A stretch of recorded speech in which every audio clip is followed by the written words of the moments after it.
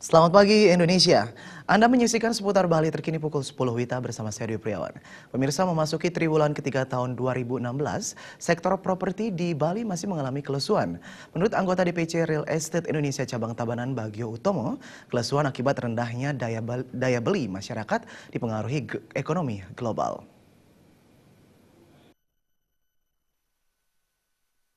Anggota Real Estate Indonesia DPC Tabanan Bagio Utomo mengatakan, sejak tahun 2014 sektor properti di Bali khususnya di Tabanan sudah mulai mengalami kelesuan. Hingga memasuki triwulan ketiga tahun 2016 ini pun tetap mengalami kondisi yang sama.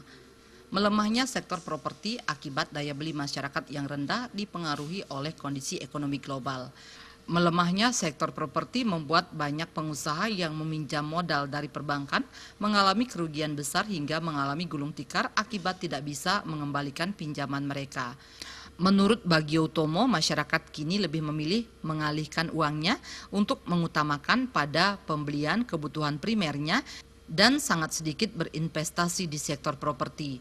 Bagio Utomo menambahkan untuk menyiasati dan agar bisa tetap bertahan di tengah kondisi yang lesu ini, pengusaha properti melakukan berbagai upaya, salah satunya menurunkan harga jual dari 50 hingga kisaran harga 100 juta per unitnya.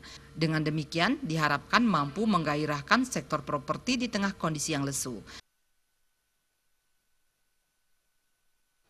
Properti di Bali ini sangat lemah sekali. Lemah dipengaruhi oleh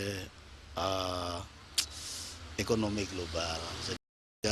Yang pertama itu, yang kedua daya beli masyarakat untuk beli rumah dengan harga yang agak menengah ke atas, rasanya belum ada kemampuan untuk beli rumah nilai 300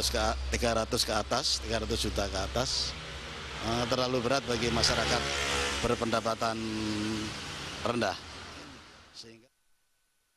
Sebagai salah satu pengusaha yang sudah puluhan tahun berkecimpung di dunia properti, Bagio Utomo kini menerapkan prinsip kehati-hatian. Prinsip ini untuk menghindarkan kerugian yang lebih besar. Suparyana dan Riase, Bali TV. Nantikan kami di seputar Bali terkini 1 jam mendatang. Selamat pagi dan sampai jumpa.